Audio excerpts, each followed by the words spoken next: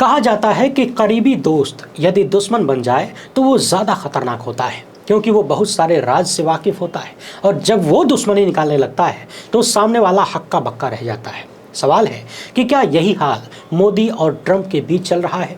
एक वक्त में जिस ट्रंप के लिए मोदी ने हाउडी मोदी कार्यक्रम किया, अभी की बार ट्रंप सरकार का नारा लगाया, भारत बुलाकर दिल्ली को जलता छोड़ के, लोगों को मरता छोड़ के नमस्ते ट्रंप किया, अब वही ट्रंप दोबारा राष्ट्रपति बनने के बाद हर दिन भारतीय प्रधानमंत्री नरेंद्र मोदी के सम्मान को ठेस पहुंचा रहे हैं। और न सिर्फ भारत के प्रधानमंत्री नरेंद्र मोदी को अपमानित करने का काम हो रहा है, बल्कि भारत की संप्रभुता, भारत के लोकतंत्र और पूरे भारत की जनता को बेइज्जत करने का काम डोनाल्ड ट्रंप कर रहे हैं। जी हां, भारत पाकिस्तान के बीच वॉर रुकवाने का क्रेडिट ट्रंप ये कहकर ले रहे थे कि हमने दोनों देशों को धमकाया, वॉर रोको वरना तुम्हारे साथ व्यापार नहीं होगा। मगर अब युद्ध रुकवाने के बाद भी ट्रंप व्यापार को बाधित करने की बात करने लगे हैं। जी हां, बाकायदा जिस चीज के नाम पर नरेंद्र मोदी अपनी छाती ठोंकते थे, ट्रंप ने आज उसी चीज पर धावा बोल दिया। यानी यूं कहिए कि अब तक तो ट्रंप दोस्ती का चोला ओढ़कर दुश्मनी करते हुए नजर आ रहे थे, अब वो चोला फेंकने को भी तैयार हैं और तमाम वरिष्ठ पत्रकार इसी भाषा में अमेरिका को देखने लगे हैं। उधर पाकिस्तान के साथ विवाद में टर्की और चीन खुले तौर पर भारत के विरोध में रहे, लेकिन प्रधानमंत्री की तरफ से या भारत की तरफ से या फिर भारतीय जनता पार्टी और उनकी जो तथाकथित राष्ट्रवादी संगठन है, इन सब की तरफ से अब तक चीन या टर्की के खिलाफ ऐसा कोई एक्शन नजर नहीं आया जिससे लगे कि उन्होंने अपने दुश्मनों को पहचाना है। बल्कि इनसे ज्यादा आगे तो भारत के मुसलमान निकल गए।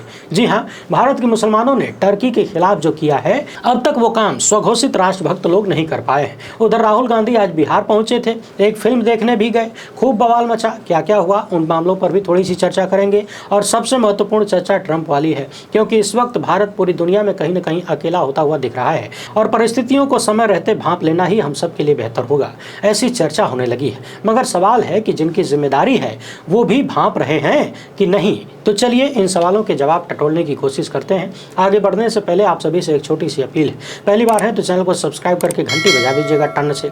हर एक वीडियो को लाइक और शेयर करना जरूरी होता है, ये सारे काम बिल्कुल फ्री हैं, इसे करने में 2 सेकंड लगता है, इसलिए अभी निपटा लीजिए। इसके अलावा आपको मालूम है कि आपके इस चैनल लोकहित इंडिया पर एक न्यूज एजेंसी ने 2 स्ट्राइक भेजा है बदले में, यानी चैनल को बचाने के लिए हमें 18 लाख प्लस GST का भुगतान करना है। इसलिए आप सभी दर्शकों से अपील है कि जो भी हो सके इस QR कोड, अकाउंट नंबर या मोबाइल नंबर का प्रयोग करते हुए सहयोग जारी रखिए। ये इतना बड़ा अमाउंट है कि आपके सहयोग के बिना संभव नहीं है, क्योंकि आप जानते हैं हमारे पीछे कोई धन्ना सेठ या पार्टी या राजनीतिक दल नहीं है।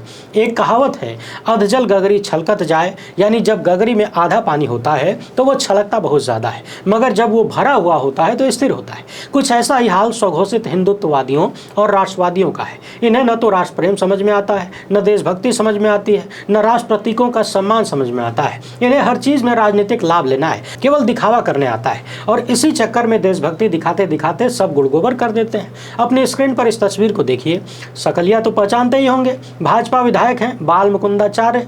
जयपुर में भारतीय जनता पार्टी तिरंगा यात्रा निकाल रही थी और इस यात्रा में भाजपा विधायक ने तिरंगे से ही नाक पोंछ लिया, यानी तिरंगा यात्रा निकाल के ऑपरेशन सिंदूर की कामयाबी पर ताल ठोकने निकले थे, उसकी कामयाबी को अपने सिर माथे पर चढ़ाने निकले थे, यानी उसके नाम पर राजनीतिक रोटियां सेकने निकले थे और तिरंगे से ही नाक पोंछने लगे। सोचिए ये किस हद की निकृष्टता दिखाई जा रही है। और इसके साथ ही ये भी कल्पना करिए कि यदि यही काम किसी कांग्रेसी या किसी अन्य विपक्षी दल के विधायक ने कर दिया होता तो आज पूरे देश का गोदी मीडिया और यहाँ तक कि प्रधानमंत्री भी इसी मामले पर बात कर रहे होते, कहीं किसी चुनावी रैली में इसका जिक्र कर देते। जहाँ एक तरफ पूरा देश सवाल कर रहा है और हर एक जागरूक नागरिक के मन में ये प्रश्न है कि जब भारत की सेना बढ़त की तरफ थी, पाकिस्तान को सबक सिखाने जा रही थी, तब सीज फायर क्यों हुआ, किन शर्तों पर हुआ, किसके दबाव में हुआ और सीज फायर का ऐलान हमारे प्रधानमंत्री ने क्यों नहीं किया? डोनाल्ड ट्रंप उसका ऐलान क्यों करते हैं और बार बार वो आदमी इसका क्रेडिट क्यों ले रहा है? यानी जहां दर्जनों सवाल हैं वहां जवाब देने की बजाय भाजपाई तिरंगा यात्रा निकाल के जबरिया क्रेडिट हड़पना चाहते हैं और जिस सेना ने ऑपरेशन सिंदूर किया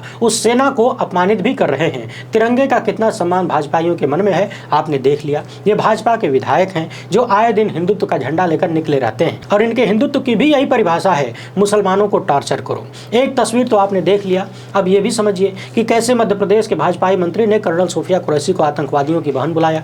इसके बाद हाईकोर्ट ने FIR का आदेश दिया, FIR के खिलाफ चले गए सुप्रीम कोर्ट ने भी डांट के भगा दिया। अब एक बात और याद दिला दें, मध्य प्रदेश के हाईकोर्ट ने यह भी कहा कि जो FIR दर्ज हुई है उसमें भाजपा मंत्री कुंवर विजय शाह के खिलाफ पुलिस जांच की निगरानी भी कोर्ट करेगा, क्योंकि राज्य की पुलिस ने जो FIR दर्ज की उसमें जो कंटेंट है उसको लेकर हाईकोर्ट संतुष्ट नहीं है। वैसे भी आप जानते हैं अदालत के आदेश पर मजबूरी में FIR हुई, लेकिन मंत्री जी हैं तो FIR कैसी हुई होगी कल्पना कर ही सकते हैं। और अगर बढ़िया से हुई होती, कायदे से रही होती तो हाईकोर्ट नाराज क्यों हुआ होता। अब सबसे ज्यादा शर्मनाक बात यह है कि हाईकोर्ट से लेकर सुप्रीम कोर्ट तक मामला पहुंच गया, मगर भाजपा और संघ के लोगों ने अपने मंत्री के शर्मनाक बयान पर तनिक भी शर्म नहीं दिखाई, हया नहीं दिखाई। कहां तो कुछ मिनट के भीतर ही बर्खास्त करके हटा देना चाहिए था, क्योंकि इस व्यक्ति ने सेना का अपमान किया है, मगर कुछ भी नहीं हो रहा। हालांकि हमने पहले ही कहा था कि उल्टे इस व्यक्ति को, भाजपा के इस मंत्री को इनाम दिया जाएगा। बस इंतजार करिए, क्योंकि भाजपा में ये प्रमोशन पाने का एक बढ़िया तरीका है, यही तरीका है। आप जितनी उल जलूल बातें करेंगे, जितनी गंदगी फैलाएंगे, उतना अच्छा पद दिया जाएगा, जिम्मेदारी मिलेगी, आपका कद ऊंचा होगा। वैसे एक बात और समझने वाली है, जब बड़ी बदनामी चल रही हो, बड़की बदनामी चल रही हो, तो बदनाम लोग छोटी छोटी बदनामियों पर ज्यादा चर्चा हो जाए ये कोशिश करते हैं, ताकि बड़की बेइज्जती छुपा ली जाए। हो सकता है कि ये वाला फार्मूला भी काम कर रहा हो, क्योंकि सबसे बड़ी बेइज्जती तो अमेरिका के राष्ट्रपति डोनाल्ड ट्रंप कर रहे हैं और मोदी के साथ साथ पूरे भारत की बेइज्जती कर रहे हैं। मगर सवाल है कि क्या एक व्यक्ति के कारण 140 करोड़ की आबादी वाले देश को इस तरह से अपमानित किया जाना ठीक है, और उस अपमान का कोई जवाब देने वाला न हो। ये सोचिए कितना ज्यादा शर्मनाक है। डोनाल्ड ट्रंप ने दोबारा राष्ट्रपति बनते ही हाथ पैर बांध के भारतीयों को अपनी सेना के जहाज से भारत भेजना शुरू किया, फेंका एक तरीके से कूड़े कचरे की तरह, एकदम जानवरों की तरह।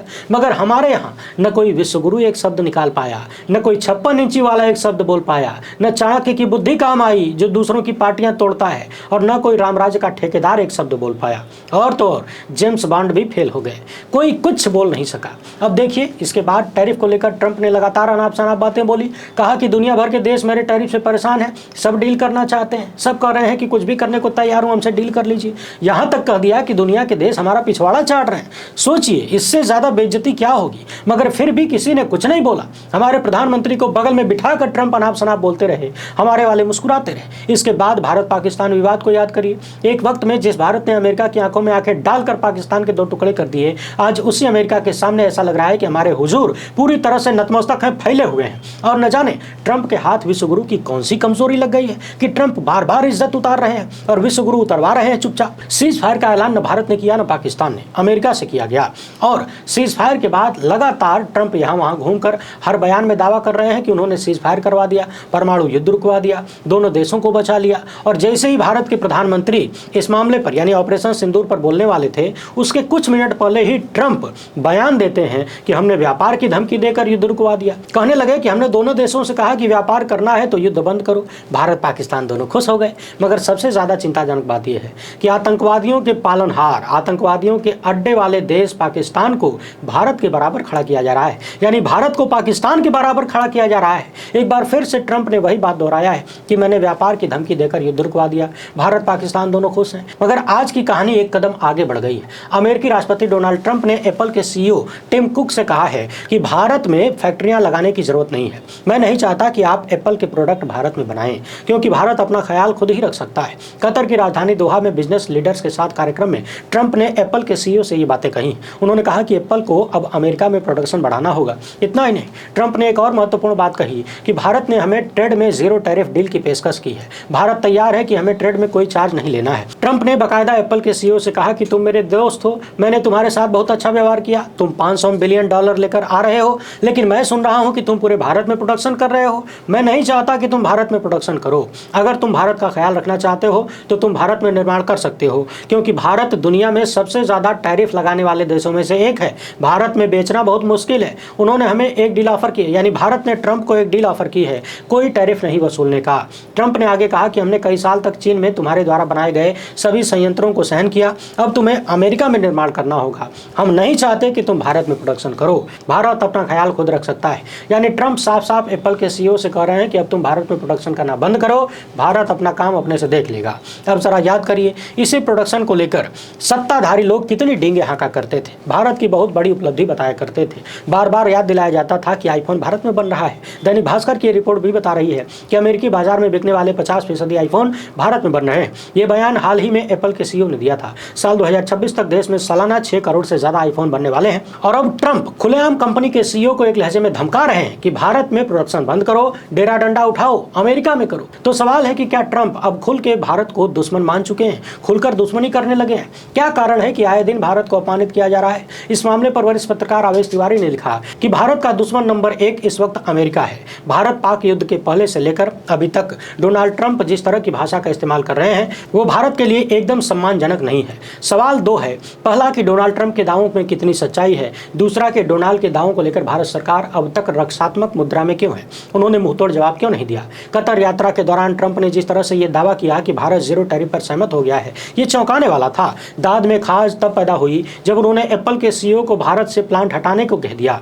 देश की साख को बचाने के लिए जरूरी है कि ट्रंप को मुंहतोड़ जवाब दिया जाए। ये काम प्रधानमंत्री को खुद करना चाहिए। अगर ट्रंप किसी किस्म की ब्लैकमेलिंग कर रहे हैं तो वो भी जनता के सामने आना चाहिए। यानी जो बात अभी मैं थोड़ी देर पहले कह रहा था कि आखिर ट्रंप के हाथों हमारे विश्वगुरु की कौन सी दुखती रग लग गई है, कौन सी कमजोर नस पकड़ा है उसने कि उसकी हर बेशर्म भाषा को बर्दाश्त करने के लिए हम मजबूर हैं। वरिष्ठ पत्रकार अजीत अंजुम लिख रहे हैं कि बदमाशी तो ट्रंप ही कर रहा है, भारत विरोधी बयान दे रहा है, पाकिस्तान और भारत को एक तराजू पर तौल रहा है, हमारे पीएम और आतंकी देश पाकिस्तान के पीएम को एक तराजू पर तौल रहा है, ट्रेड की धमकी देकर वॉर रुकवाने का बयान हर रोज दे रहा है और फिर आईफोन प्रोडक्शन भारत में समेटने की नसीहत दे रहा है और अब भारत के दुश्मन देश टर्की के साथ हथियारों की डील कर रहा है। नमस्ते ट्रंप, अब की बार ट्रंप सरकार का जवाब ऐसे दे रहा है। सोचिए, जिस टर्की ने भारत के खिलाफ लड़ाई में पाकिस्तान की खुलकर मदद किया, अपने हथियार दिए, जिन हथियारों से भारतीय लोग मारे गए, हमारा नुकसान पहुंचा, अब अमेरिका उसी टर्की की मदद कर रहा है, उसके साथ डीलिंग कर रहा है। वरिष्ठ पत्रकार डॉक्टर मुकेश कुमार लिख रहे हैं कि मोदी जी 11 साल से विश्व भ्रमण कर रहे हैं, 72 देशों की यात्रा कर चुके, अमेरिका तो 11 बार जा चुके, देश के खजाने से हजारों करोड़ स्वाहा कर चुके, लेकिन ये नहीं बताएंगे कि युद्ध के समय कितने देशों ने भारत का समर्थन किया है, उसकी कार्रवाई के पक्ष में बयान जारी किए हैं, पाकिस्तान के खिलाफ मुंह खोला है। दरअसल ये सारी प्रचार यात्राएं थीं, उनका उद्देश्य ऐसे ठोस रिश्ते कायम करना था ही नहीं जो गाढ़े वक्त में काम आते। इंदिरा गांधी ने बांग्लादेश में कार्रवाई करने से पहले सोवियत संघ से संधि करके अपने हाथ मजबूत कर लिए थे, इसलिए अमेरिका खिसियाता हाथ मलता रह गया। मोदी कुछ भी ऐसा कर पाए क्या, या जो था उसे भी निपटा दिया। अच्छा, लोग बार बार ये सवाल कर रहे हैं कि क्या राष्ट्रीय सेठ की जान और धंधा बचाने के लिए हमारे हुजूर ट्रंप के आगे सरेंडर कर रहे हैं, वरना क्या वजह है कि इतने बड़े देश के मलिकार होकर आप चुपचाप बेइज्जती बर्दाश्त कर रहे हैं और हर दिन नई बेइज्जती को झेल रहे हैं? आखिर क्या कारण हो सकता है? वरिष्ठ पत्रकार दीपक शर्मा लिख रहे हैं कि मोदी सरकार को अपनी विदेश नीति पर नए सिरे से विचार करना चाहिए। हमारे कई मित्र देश भारत पाक मामले में चुप रहे और करीब 6 देशों ने भारत की खुली मुखालफत की, यानी भारत का विरोध किया। टाइम्स ऑफ इंडिया के अनुसार चीन ने कई देशों के जरिए भारत पर जबरदस्त साइबर अटैक करवाए, जिसमें बांग्लादेश, मलेशिया प्रमुख हैं। यानी सोचिए, चीन एक तो खुल्लम खुल्ला पाकिस्तान का साथ देता है, दूसरे वही चीन अलग अलग देशों से मिलकर भारत पर साइबर अटैक करवा रहा है। कितनी भयावह स्थिति है। मगर इन सब पर जवाब देने, इन सब से निपटने के स्थान पर सत्ता में बैठे लोग तिरंगा यात्रा निकालकर तिरंगे से नाक पहुंच रहे हैं। वैसे भारत के दुश्मन का साथ देने वाले दुश्मनों के खिलाफ तथाकथित स्वघोषित राष्ट्रवादी लोगों ने भले ही आवाज न उठाई हो, मगर लखनऊ में मुसलमानों ने तुर्की के खिलाफ प्रदर्शन किया है। राष्ट्रपति एर्दोगान की तस्वीरों को पैरों से रौंदा। मौलाना कह रहे हैं कि आतंकवाद को बढ़ावा दे रहा है तुर्की। पहलगाम आतंकी हमले और भारत के ऑपरेशन सिंदूर के बाद पाकिस्तान का साथ देने पर तुर्की का विरोध तेज हो रहा है। छोटा इमामबाड़ा में शिया मुसलमानों ने मौलाना सैफ अब्बास के नेतृत्व में जमकर विरोध किया। तुर्की के राष्ट्रपति की तस्वीरों को पैरों से रौंदते हुए उसके झंडे में आग लगा दी। मौलाना ने कहा कि यह बेहद शर्मनाक है कि तुर्की इस समय पाकिस्तान का समर्थन कर रहा है। युद्ध के समय में पाकिस्तान का साथ देकर उसने भारत के साथ धोखा किया है। भारत ने बुरे वक्त में उसका समर्थन किया। जब वहां भूकंप आया तो भारत ने बड़ी संख्या में राहत सामग्री भेजी। जब किसी देश का जहाज वहां नहीं उतर रहा था तब भारत का जहाज उतरा और वहां के लोगों की पूरी मदद की। दुनिया ने देखा कि हमने उनको बचाने की कोशिश की और वो हमें मारने की कोशिश कर रहे हैं। मौलाना ने कहा कि तुर्की ने ड्रोन और हथियार भेजकर पाकिस्तान की सहायता की, जिसके बाद उसका चेहरा बेनकाब हो गया। समझ आ गया कि वो भी आतंकवाद का साथ दे रहा है। मौलाना का कहना है कि अब किसी भी भारतीय को घूमने के लिए तुर्की नहीं जाना चाहिए। बॉलीवुड के लोग अपनी फिल्मों की शूटिंग वहां करते हैं, उसे तत्काल बंद कर देना चाहिए। यदि भारत के लोग तुर्की जाने से पीछे हट जाएं तो तुर्की को हर साल 50 से 60 हजार करोड़ का आर्थिक नुकसान होगा और जब तक इस देश को आर्थिक चोट नहीं पहुंचाई जाएगी तब तक पाकिस्तान जैसे आतंकी मुल्कों का ये लोग समर्थन करते रहेंगे। पहलगाम हमला हुआ तो देश भर के मुसलमानों ने इसका विरोध किया, पाकिस्तान के इस खिलाफ प्रदर्शन किया, आतंकवाद के खिलाफ प्रदर्शन किया, पाकिस्तान का साथ देने वालों के खिलाफ प्रदर्शन किया। लगातार मुसलमान आवाज उठा रहे हैं, उनका बायकॉट करने की मांग कर रहे हैं। मगर जब भी बात देश के दुश्मनों से लड़ने की आएगी तो नफरती चिंटू अपने मुसलमानों से लड़ने निकल पड़ते हैं। यही होता है है जब बाहरी दुश्मन से लड़ने की क्षमता नहीं होती है तो लोग घर में ही लड़ना शुरू कर देते हैं। बहरहाल राहुल गांधी आज बिहार पहुंचे थे। यहाँ उन्होंने कहा कि मोदी ने डरकर जातीय जनगणना का ऐलान किया है। 7 घंटे राहुल गांधी बिहार में रहे और यहाँ अपने लोगों के साथ, सामाजिक कार्यकर्ताओं के साथ फूले मूवी को देखा। इसे देखने के बाद उन्होंने कहा कि अच्छी फिल्म थी, सभी को देखना चाहिए। राहुल गांधी ने कहा कि मोदी ने डर के कारण, यानी लोगों के डर के कारण जातीय जनगणना का ऐलान किया था और ये सही तरीके से होनी चाहिए। राहुल गांधी ने कहा कि हमने लोकसभा में कहा था कि प्रधानमंत्री मोदी, आपको जातीय जनगणना करानी ही पड़ेगी, संविधान को माथे से लगाना ही पड़ेगा, लेकिन वो लोग लोकतंत्र, संविधान और जातीय जनगणना के खिलाफ है। ये अडानी अंबानी की सरकार है। वहीं दरभंगा में राहुल गांधी को अंबेडकर छात्रावास जाना था, जिला प्रशासन ने अनुमति नहीं दी। इसके बावजूद राहुल गांधी वहां पहुंचे। छात्रों से संवाद तो नहीं कर पाए, लेकिन उन्होंने मंच से छात्रों को संबोधित किया। दरभंगा में राहुल गांधी ने कहा कि 24 घंटे अत्याचार हो रहा है, युवाओं के खिलाफ पेपर लीक हो रहा है, आपको बोलने नहीं दिया जा रहा और सही तरीके से जातीय जनगणना होनी चाहिए। उधर प्रयागराज में कांग्रेस ने कर्नल सोफिया के समर्थन में प्रदर्शन किया और कर्नल सोफिया को आतंकवादियों की बहन बुलाने वाले भाजपाई मंत्री के खिलाफ नारेबाजी की। वैसे कांग्रेस ने सीज फायर के मामले को लेकर देश भर में पहुंचाने का ऐलान भी किया है। यानी ऐसा लग रहा है कि 5 साल पहले जिस राष्ट्रवाद के मुद्दे पर और सेना के नाम पर हुजूर वोट मांग कर आए थे, अब उसी मुद्दे पर बुरी तरह से घिरने वाले हैं। फिलहाल इतना ही। वीडियो पसंद आई हो तो ज्यादा से ज्यादा लोगों तक पहुंचाएं। हमसे जुड़ने के लिए बहुत बहुत धन्यवाद। जय हिंद।